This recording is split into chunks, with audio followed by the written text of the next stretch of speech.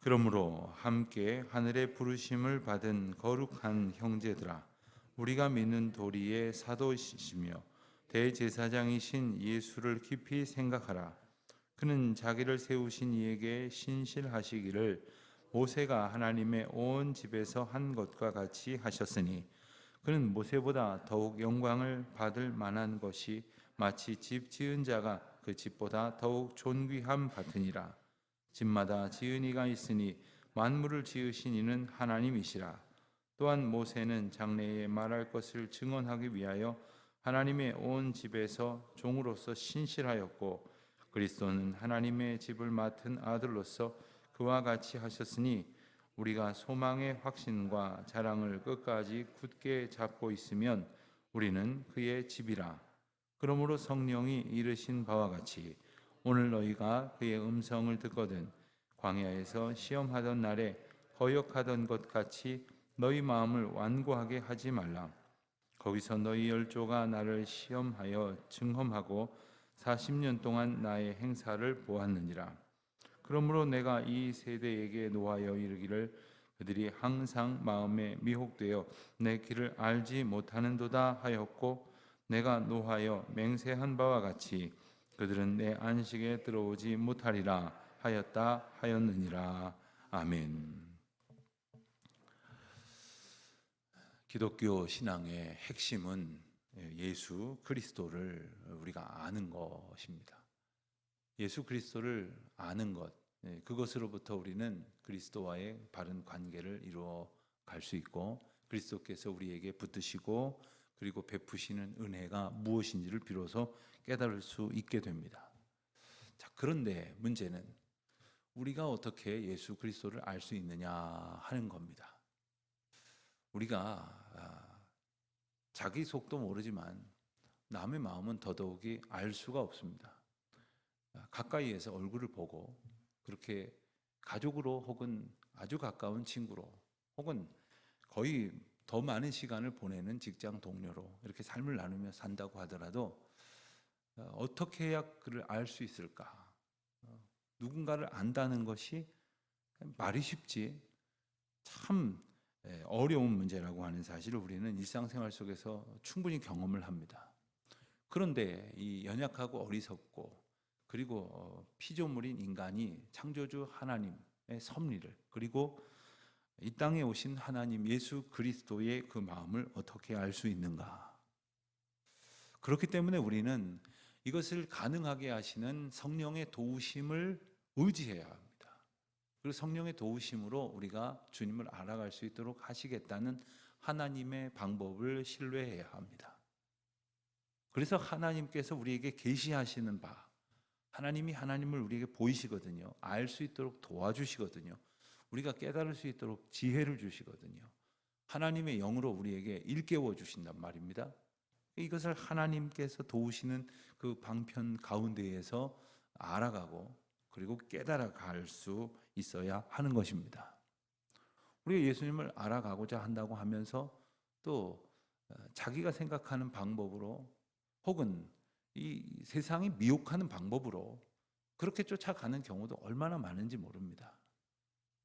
요즘도 그런 일들이 있지만 코로나 전에는 좀 더 심했던 것 같아요. 길을 걷다 보면은 성경을 가르쳐 준다고, 예수 그리스도에 대해서, 성령에 대해서 가르쳐 준다고 길거리에서 아예 교회 다니는 사람들을 이렇게 이끌어서 그렇게 그들의 전도를 행하는 그런 분들을 많이 볼 수가 있었습니다. 저도 궁금해서 도대체 무슨 소리를 하려고 딱 보니까 이상한데 정말 이상한지를 좀 들어보려고 어수룩한 척하고 가서 물어본 적이 있는데 역시 문제가 많아요.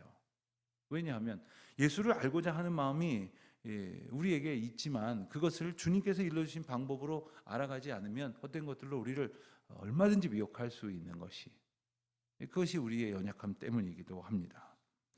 오늘 말씀을 보면 히브리서 전체가 말하고 있는 것, 주님을 알아가는 것, 예수 그리스도에 대해서 바로 알아가는 것에 대한 그러한 말씀이 계속 이어지고 있습니다. 1절 말씀을 보면 하늘의 부르심을 받은 거룩한 형제들아, 우리가 믿는 도리의 사도이시며 대제사장이신 예수를 깊이 생각하라.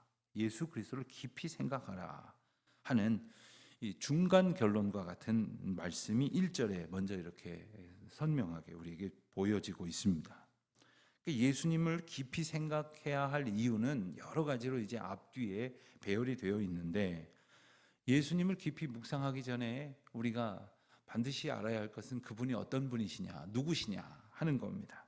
그래서 1절은 그분은 바로 우리가 믿는 도리의 사도시다. 그러니까 우리가 믿는, 즉 이 히브리서가 많은 그 히브리 사람들, 유대 사람들, 그러니까 이스라엘의 전통적인 구약의 신관과 그리고 메시아주의를 가지고 알고 있었던 그러한 유대 백성들에게 예수 그리스도에서 바로 일깨워주는 책이거든요. 우리가 하나님을 안다고 하면서도 예수님을 제대로 모르는 것은 자기가 아는 식의 생각에 계속 매몰되어 있는 겁니다. 갇혀 있기 때문입니다. 그런데 성령께서는 우리가 그 하나님에 대해서 잘못 알고 있는 행동으로 인해서 구약의 백성들이 불신앙과 불순종으로 주님의 곁을 떠나버렸잖아요. 그래서 그 길을 바르게 이끌어 가시려고 친히 하나님께서 이 땅에 몸을 입고 오신 분이 예수 그리스도시고, 그리고 그분을 우리가 바르게 아는 것이 주님을 향해서 온전히 걸어갈 수 있는 길이 된다는 거죠. 그것을 알 수 있기 위해서 우리에게 보내어짐을 받으신 분이 예수 그리스도시라는 거예요.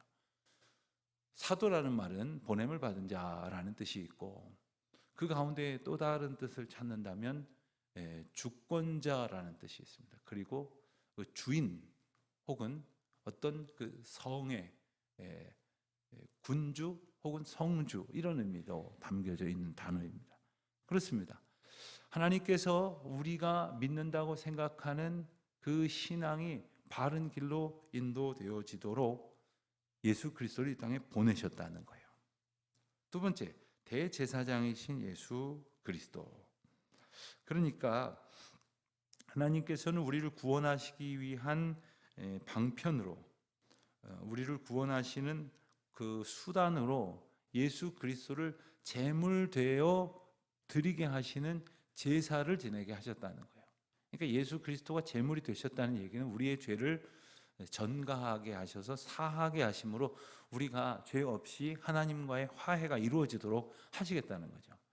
우리의 죄의 문제는 그대로 둔 상태로는 하나님과의 연합이 이루어질 수가 없는 겁니다. 그런데 이 죄의 문제를 우리가 해결할 수가 없는 과정 속에서 주님께서는 예수 그리스도를 희생 제물로 단번에 우리로 하여금 죄 없게 하시는 제사를 드리게 하시고, 그리고 그 일을 허락하신 주님의 사랑과 그리고 그 방편으로 오신 예수 그리스도를 우리가 믿음으로 고백하는 가운데에 우리가 구원을 얻게 된다는 사실. 그러니까 이 중요한 도식을 모르면 우리는 구원 얻는 길에 대해서 하나님이 일러주신 방법이 아닌 자기가 생각하는 것들로 막 찾아다닌다는 거죠. 2절과 3절은 모세를 언급하면서 모세와 예수 그리스도를 비교하는 그러한 이야기가 소개가 됩니다. 앞서 1장에서 예수님에 대해서 자세히 설명을 하려고 누구와 비교를 했었습니까? 바로 천사와 비교를 했습니다. 유대인들에게 있어서 천사는 아주 특별한 존재였기 때문이죠.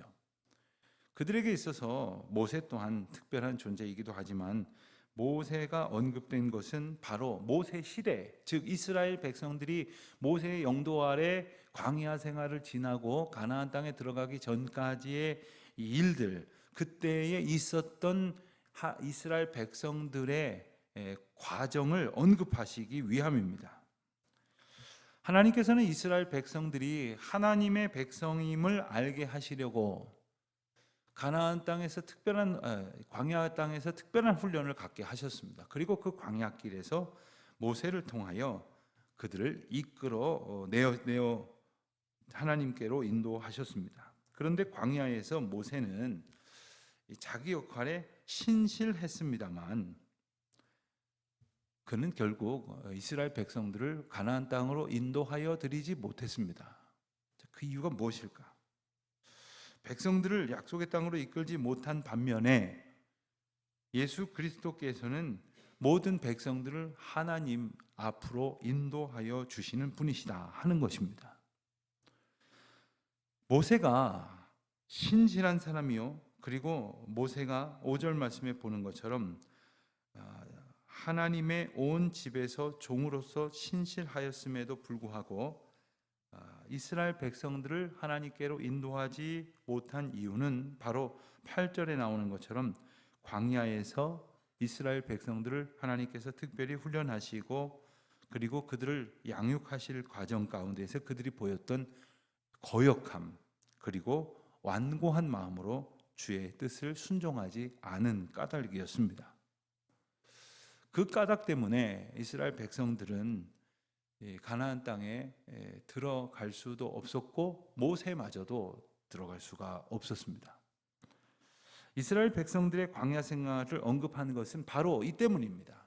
그곳에서의 이스라엘 백성들의 불신앙, 결국 가나안 땅에 들어가지 못했던 결론이 되었던 그 불순종과 완고함, 그것 때문에 오늘도 주께서 부르시는 곳으로 우리가 선뜻 나아가지 못한다는 거예요. 우리가 사람과 사람 사이에도 때로는 아주 별것 아닌 그 자존심 때문에 그 마음과 마음이 나누어지는 기쁨을 누리지 못하는 경우가 많습니다. 하나님 앞에 우리가 그런 일은 없을까요? 혹 하나님 앞에서 자기 생각 혹은 자기 마음의 불편함을 고집하느라고 하나님 앞에 전적으로 순종하고 주님의 말씀과 인도하심을 영접하지 못하는 까닭에 저질렀던 모든 잘못들, 9절에 보니까 거기서 너희 열조가 나를 시험하였다. 그리고 자꾸 그 시험하는 것을 하나님을 마치 영어 성경에 보면 테스트했다. 그리고 트라이했다. 그리고 하나님을 자기 뜻대로 이끌어 가 보려고 하는 그러한 시도들을 계속했다는 것이죠. 그것을 40년 동안 하나님께서 보여주신 일을 보면서도 그렇게 했다는 거예요. 그러니 얼마나 하나님 입장에서 괘씸하고 답답하시겠습니까? 여러분, 어떤 사람이 한 번 나를 그렇게 속여 먹으려고 한 것도 기분 나쁜데 그러고 나서도 또 그러고 계속해서 그런다고 생각을 하면 누가 그 대상을 신뢰할 수가 있겠습니까? 모세는 그 일을 통해서 보냄을 받은 자요, 그 일을 채 이루지 못한 불완전한 그러한 인물임에도 불구하고 이스라엘 백성들이 전폭적으로 신뢰하며 따르는 가운데에 온전케 하시고 그리고 모든 일들을 바르게 이루어 가시며 그리고 그 이스라엘 백성들을 집으로 비유했을 때 그 집을 지으신 분이 바로 창조주 하나님이심에도 불구하고 그 예수 그리스도의 인도하심을 신뢰하지 못하고 따르지 않는 이유가 뭐냐? 이것을 생각하게 하시는 거죠. 우리가 예수님을 깊이 묵상한다고 하는 것은 우리가 생각하는 그 모든 생각과 그 생각으로부터 파생되어지는 모든 일상의 노력들, 행동들에 있어서 그 중심이 예수님이 되도록 끊임없이 노력하는 겁니다. 가령 여러분, 가만히 있다가 어떤 상황으로 인해서 마음이 확 상했습니까? 가만히 생각을 해보세요. 뭐 때문에 그랬을까요? 아마 누구에게 무슨 이야기를 들었거나 어떤 상황이 새롭게 펼쳐진 것이 있을 것이에요. 그래서 기분이 나빠졌어요. 속이 상했어요. 아주 분노가 치밀고 그것으로 인해서 또 다른 잘못된 행동들이 파생되어질 수 있다고 했을 때 우리가 그 상황 속에서 다시 예수님을 우리 마음 가운데의 중심에 모셔드리는 겁니다. 예수님께서 우리 마음 가운데 계심을 다시 떠올리는 것입니다. 예수님께서 내 이 마음이 어떻게 움직여지기를, 어디로 향해 가기를 원하실까? 하나님께서는 어찌하여 이런 상황을 나에게 주셨을까? 그리고 생각을 해보면 언뜻 금방 떠오르진 않을 수 있어도 하나님께서 왜 내게 이렇게 일을 이루어 가시는지에 대해서 묵상하면 묵상할수록 이제 조금씩 알아가게 됩니다. 그런데 놀라운 건요, 알아가느라고 감사하면서도 다시 자기 생각이 떠올라서 기분이 나빠지기도 한다는 거죠. 다시 속상하기도 한다는 거예요. 그리고는 아니지, 주님께서 이러시려고 내게 이렇게 하셨지, 참 감사하다, 참 잘 안 된 것도 감사하고 아픈 것도 감사하고 그리고 망한 것도 감사하다 하다가도 또 갑자기 망한 거 생각하고 아픈 거 생각하고 그리고 실패한 거 생각하면 또다시 마음을 땅에 쏟는 것과 같이 된다는 거예요. 이렇게 왔다 갔다 하는 우리 인생의 유한함 속에서 끊임없이 우리 생각을 주님이 보여주시는 것으로 주목하고 그리고 주님이 일러주시는 길로 향해 걸어가라고 하시는 거예요. 그런데 여기서 다시 생각해 볼 것이 우리가 과연 그럴 만한 믿음의 의지가 있느냐는 거예요. 우리가 과연 그럴 만한 신앙의 경륜이 있냐는 거예요. 그게 있으면 우리가 이렇게 엎어지며 자빠지며 꼬꾸라지며 그렇게 살지 않겠죠.